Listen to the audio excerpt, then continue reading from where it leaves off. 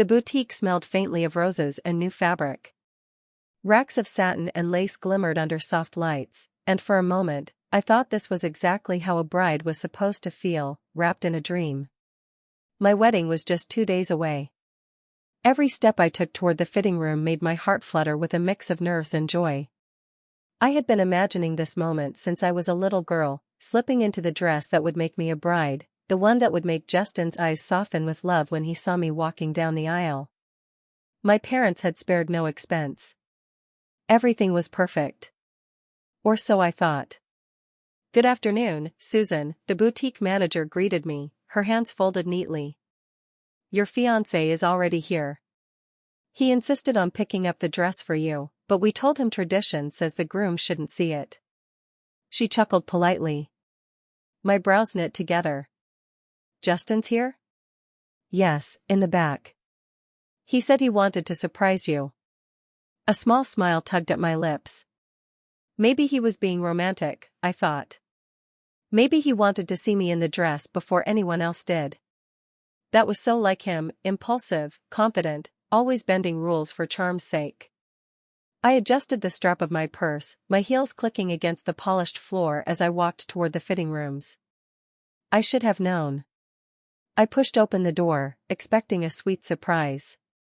Instead, the sight punched the air out of my lungs. There he was. Justin. My fiancé. In my wedding dress. And not alone. My best friend, Chloe, was pressed against him, both of them tangled in a clumsy, desperate kiss. The delicate white fabric that I had dreamt of wearing was crushed between their bodies. Chloe's lipstick smeared across his cheek like a scarlet confession. For a moment, I thought I might be hallucinating. The room tilted, the chandelier above me swaying in my vision. My throat locked, and all I managed to whisper was, What are you doing?" They jerked apart. Chloe gasped, her hand flying to her mouth. Justin's face went pale, then red. "Susan," he started, fumbling. "In my dress?" My voice cracked. It wasn't even anger yet. Just disbelief. Just the sound of a heart ripping. He stammered, It was an accident." "An accident?" I laughed bitterly. "Your pants just fell down? And Chloe just happened to fall on you? In my dress?" Chloe tried to step forward, but I flinched. "Susan, please." "Don't," I snapped, my eyes stinging. "Don't you dare." Justin reached for me, but I stepped back, the air between us thick with betrayal. "Susan, listen," he said, his voice softening into that practiced persuasion he used whenever he wanted to smooth over his mistakes. "This doesn't change anything. You're still my bride. In 2 days, you'll be walking down the aisle toward me. That's all that matters." "No," I whispered, shaking my head. "No, Justin. What matters is trust. And you just destroyed it." He hardened, frustration flashing in his eyes. "You're overreacting. Think about your parents. Think about everything they've invested. The venue, the guests, the money, it's too late to turn back. You really think you can just walk away?" My chest tightened. He knew exactly where to hit, my sense of duty, my parents' expectations, the crushing weight of appearances. But even under all that, something inside me cracked open and breathed, "I don't deserve this." I straightened, blinking back tears. "I won't marry a cheater. Not now. Not ever." Justin scoffed, running a hand through his hair. "And what, Susan? You'll find another groom in 2 days? Don't be ridiculous. Without me, you'll be humiliated. Alone." For the first time in 2 years with him, I felt my fear turn into fire. "Better alone than with you." The boutique was silent except for my pounding heart. Chloe stood frozen, her eyes wide with guilt. Justin clenched his jaw, but I didn't wait for him to speak again. I grabbed my purse, turned on my heel, and walked out. The bell above the door jingled, and with it, I stepped into the late afternoon sun, a bride without a wedding, a woman without a future. My hand shook as I fumbled for my phone, but I didn't know who to call. My parents? They'd blame me. Chloe? Never again. My chest felt hollow, my entire life collapsing in a single moment. The perfect future I'd been clutching so tightly had slipped through my fingers, and all I had left was shame and the sound of Justin's mocking words echoing in my head, "You'll be humiliated. Alone." I didn't know then that fate was already shifting beneath me. That my story wasn't ending, it was only beginning. Because just down the street, leaning against a dusty pickup truck, a stranger was watching me with kind, curious eyes. And in less than 24 hours, I would be asking him the most insane question of my life. "Will you marry me?" The evening air clung heavy to my skin as I stumbled back into my parents' house. The satin of my dress bag brushed my wrist like a cruel reminder, something beautiful meant for a day that would never come. My mother was in the dining room, arranging calla lilies in a crystal vase. She looked up when I entered, her expression softening for only a second before she frowned. "Susan, where have you been? The rehearsal dinner is tomorrow, and the planner keeps calling me. Honestly, sweetheart, you need to stop disappearing." I dropped the bag onto the nearest chair. My hands trembled. "Mom," I whispered. "The wedding, it can't happen." Her eyes narrowed. "What are you talking about?" I swallowed hard. I caught Justin, with Chloe. In my wedding dress. The crystal vase tipped, water spilling across the table. My mother's hand shook as she steadied it. "That's absurd," she said quickly, almost too quickly. "Justin adores you. Chloe is your friend. You must have misunderstood." I didn't misunderstand. My voice broke. I saw them. With my own eyes. My father entered then, drawn by the raised voices. He was still in his suit from work, tie loosened, but his eyes were sharp. "What's going on?" I turned to him, desperate for an ally. "Dad. Justin cheated on me. With Chloe. The wedding, it's over." For a moment, silence. Then his jaw tightened. "Don't be dramatic, Susan. You're upset, fine. But this wedding isn't just about you. It's about families, reputations. We've invested too much. Guests are flying in from 3 different countries. The contracts are signed. You don't get to cancel because of some mistake." "Mistake?" I stared at him, the word tasting like ash. "You call cheating a mistake?" He stepped closer, his voice low and stern. "I call it life. Men make mistakes. If you throw away everything over this, you'll regret it." My chest tightened as if ropes were pulling me in every direction. "I won't marry someone who betrayed me." "You will," my father said flatly. "Or you'll regret it. If you walk out on this, Susan, you walk out with nothing. No money, no support. Your accounts will be frozen by morning." The ground seemed to shift under me. My father's words were not a threat, they were a sentence. My mother placed a hand on his arm, her voice softer but no less cruel. "Darling, listen to us. Marriage isn't about fairy tales. It's about security. Justin is wealthy, established. You'll thank us one day when you've settled into your role. Forget about what you saw. We'll handle Chloe." I couldn't breathe. Their faces blurred as tears burned my eyes. In 2 minutes, my parents had stripped away everything I thought they stood for. They didn't care about my heart, my dignity. Only the money, the spectacle. I stumbled back, shaking my head. "No. No, I can't." The front door creaked then, and Justin himself stepped inside, smug as ever. "Susan," he drawled, his eyes glinting as though nothing had happened. "I've been calling you." "Get out," I snapped. But my parents hurried to his side like moths to flame. "Justin," my father said warmly, clapping him on the shoulder. "Don't worry. She's just having a moment. Nerves." Justin smirked at me, victorious. "See, Susan? Everyone knows this wedding is happening. With or without your tantrum. Something inside me cracked. I couldn't fight all of them, not alone. My vision blurred with humiliation and fury. And then, like fate's answer, I saw him. Through the open doorway, leaning casually against the gate as if he had wandered into the wrong neighborhood, stood a stranger. He was tall, broad-shouldered, his dark hair messy from the evening wind. His clothes weren't expensive, but they carried a quiet confidence money could never buy. And his eyes, steady, warm, unafraid, locked onto mine. For the first time that night, I felt like I could breathe. The stranger must have sensed the tension because he stepped forward, his boots crunching against the gravel. "Excuse me," he said, his voice deep and even. "Is everything okay here?" Justin stiffened, annoyance flashing across his face. "This is private property." "Who the hell are you?" The stranger didn't flinch. He looked at me instead, as though I were the only one in the room that mattered. "Are you all right?" he asked.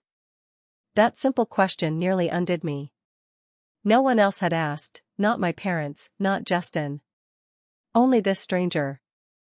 Justin moved protectively, or possessively, in front of me. "She's fine. She's my fiancée. Our wedding is in 2 days."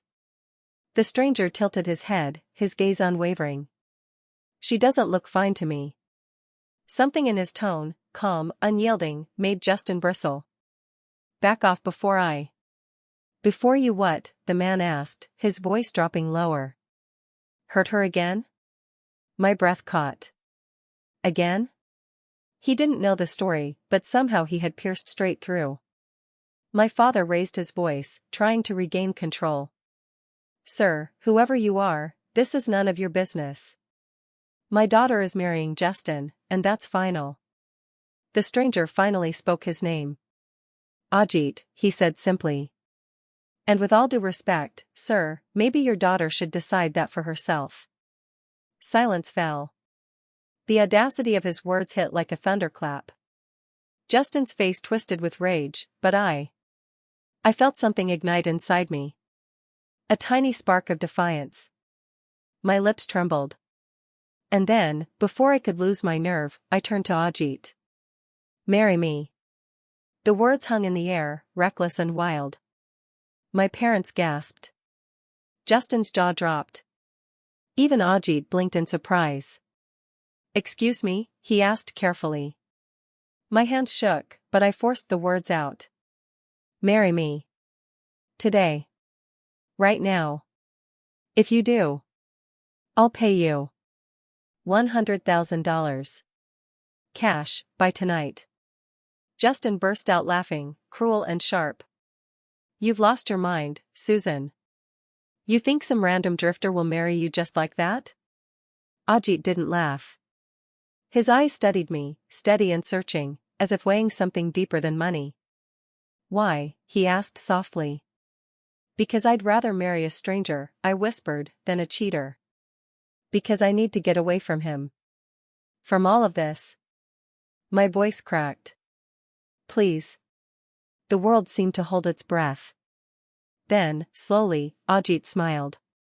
Not mockingly, not cruelly, just a quiet, reassuring smile that reached his eyes. "All right," he said. "I'll marry you." Justin's laughter died. My parents froze. And my heart, battered, broken, terrified, started to beat again. For the first time since the nightmare began, I felt like I had chosen my own fate. And I had chosen a stranger. The courthouse smelled of paper and polish. I never imagined this was where I'd get married. No flowers. No music. No aisle. Just dull walls and a tired clerk flipping through forms. Ajit stood beside me, calm as if this wasn't the most insane thing he'd ever agreed to. His shirt wasn't pressed. His shoes had scuffs. And yet, next to Justin's polished arrogance, Ajit looked more real. The clerk asked for IDs. Ajit handed his without hesitation. His name was Ajit Sharma. Mine, still Susan Whitmore, though not for long. "Do you take this man?" the clerk droned. My throat tightened. 2 hours ago, I had been engaged to Justin. 2 hours ago, I thought my life was set in stone. But I looked at Ajit. He held my gaze steadily, no judgment, no fear. Yes, I whispered. Do you take this woman? Ajit's lips curved into a faint smile. I do. And just like that, we were married. No kiss. No applause. Just ink on a page and the weight of a choice that would change everything. As we walked out, my phone buzzed relentlessly, dozens of missed calls. From my mother. From Justin. From Chloe. Finally, I answered. Where are you? My mother snapped. Guests are already arriving. Do you realize what you've done? I got married, I said simply. Silence. Then her voice rose, shrill with fury. To who? That man? You've disgraced us. Do you know how much this wedding cost? How many people we invited? How the papers will? I don't care. My voice was quiet but steady. I'd rather be broke than married to Justin. You're not just broke, she hissed. You're cut off. Do not come back here. The line went dead. I lowered the phone. My hand shook. For the first time, I realized what I had lost: money, status, my parents' approval. But when I looked at Ajit, he didn't look sorry. He just placed a hand lightly on my shoulder. You're free now, he said. And somehow, that mattered more. Ajit didn't drive a sleek car. He didn't take me to a penthouse. Instead, we walked 3 blocks to a small pickup truck, its paint faded and its seats worn. This is home for now, he said gently, almost apologetic. We drove to a warehouse district where Ajit worked. Inside, men hauled crates, shouting directions. The smell of spices and wood filled the air. Ajit shrugged off his jacket, revealing strong arms dusted with sweat and grit. He began stacking boxes like it was second nature. I stood frozen, heels sinking into the concrete. This was my husband? A laborer? But then I noticed something. The way the other workers smiled at him. The way he joked with them, light and easy. The way he helped an older man lift a crate too heavy for him. No arrogance. No entitlement. Just quiet dignity. I lowered myself onto a stack of boxes, the weight of exhaustion pressing me down. My gown bag was still clutched in my lap. The one I was supposed to wear for Justin. Ajit came over, handing me a bottle of water. You okay? I don't belong here, I whispered before I could stop myself. His expression didn't harden. He just nodded. Maybe not. But you belong somewhere better than where you were. Something in my chest shifted. I looked at him properly then. Not at his calloused hands or worn clothes, but at the kindness in his eyes. Maybe I wasn't where I belonged yet. But maybe I was closer than before. The next morning, Ajit appeared with something in his hands, a peach. Plump, golden, perfect. I saved the best one for you, he said, holding it out. I blinked. For me? He nodded, grinning slightly. Every crate has one peach sweeter than the rest. You remind me of it. Different. Worth saving. My throat tightened. No one had ever compared me to something so simple yet so precious. I took a bite. Juice dripped down my chin, sweet and rich. I laughed, embarrassed, wiping at my face. Ajit chuckled, handing me a napkin. See? Sweetest one. For the first time since the betrayal, I laughed freely. The sound surprised me. It felt like sunlight after weeks of rain. Ajit's eyes lingered on me, warm, unspoken things flickering there. Something passed between us in that moment. Not money. Not contracts. Not obligation. Just something real. And as I finished the peach, I realized I wasn't afraid anymore. Days passed in a blur. I worked alongside Ajit in his little world, learning to balance crates, count inventory, and even laugh at his terrible jokes. But happiness is fragile. And mine shattered the moment I heard his voice. Justin. He showed up at the warehouse in his tailored suit, smug as ever. Chloe hung on his arm like a prize he had already won. Susan, Justin called, as if nothing had happened. Enough of this nonsense. Come home. The wedding is still salvageable. My stomach turned. Ajit stepped forward instantly, placing himself between us. She's not going anywhere with you. Justin sneered. And who are you? The help? You think you can protect her with your muscles and your cheap truck? Susan belongs in my world, not here. Something inside me trembled, but it wasn't longing for Justin. It was rage. I lifted my chin. I don't belong to anyone. Least of all you. Justin's eyes narrowed. You'll regret this. He tugged Chloe closer and stormed off, his cologne lingering like poison in the air. Ajit touched my hand gently. Are you okay? I nodded, though my heart pounded. Justin wasn't done. I could feel it. That night, Ajit disappeared. Panic clawed at me. Justin's words replayed in my mind. What if Ajit had left me? What if he was ashamed of me? Hours dragged on until finally, near midnight, Ajit returned. In his hands was a small velvet box.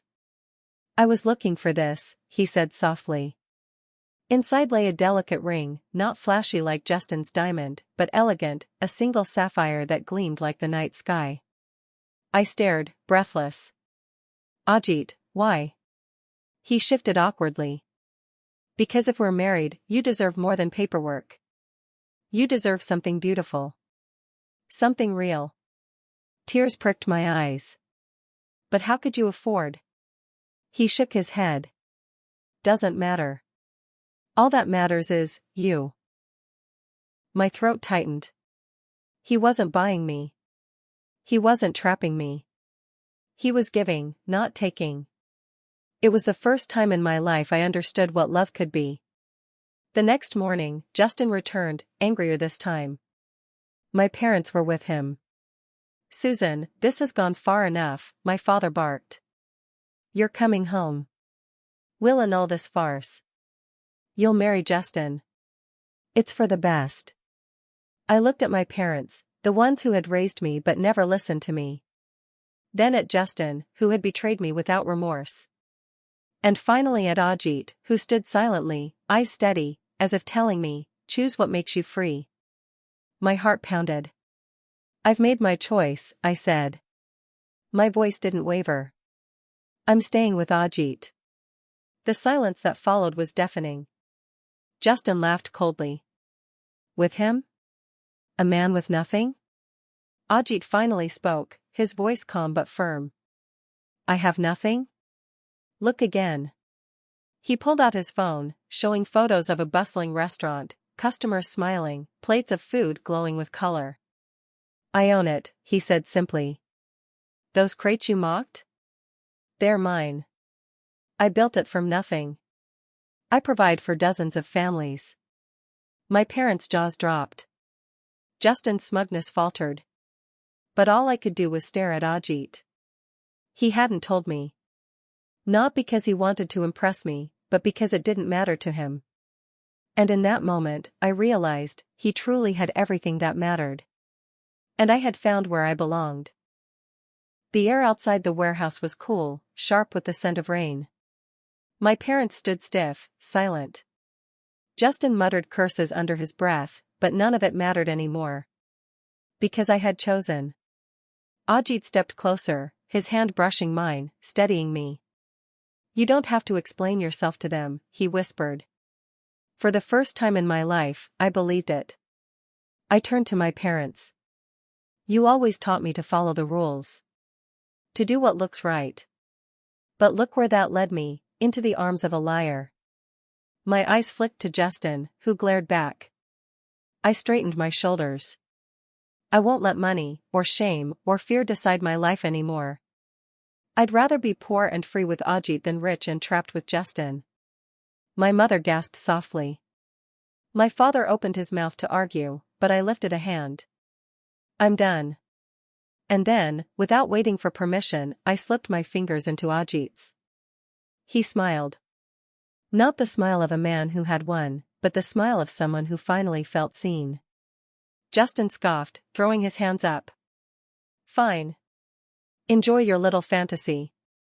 When reality hits, don't come crawling back.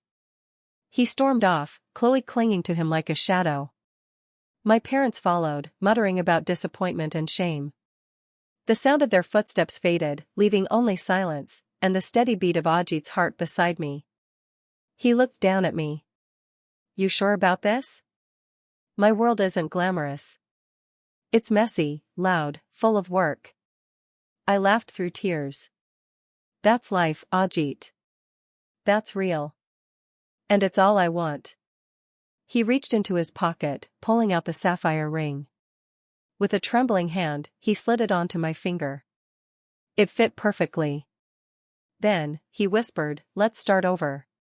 Not out of revenge. Not out of fear. But because I love you. The words hit me like sunlight after a storm. I love you too, I breathed. And there, in a quiet corner of the city, surrounded by crates and the smell of peaches, we sealed a promise that no betrayal could touch. Not a marriage built on money. Not a wedding arranged by parents. Not a hollow vow whispered in a fancy hall. But something real. Something ours. As the first drops of rain began to fall, Ajit wrapped his jacket around my shoulders. We stood together, laughing, soaked but unshaken. Because the night everything fell apart was the night everything truly began. Thank you for watching this emotional love story on The Love Chapter by Aree. Don't forget to like, comment, and subscribe for more heart-touching stories. Tell us in the comments which country or place you are watching from. We'd love to know where our family of viewers is growing around the world.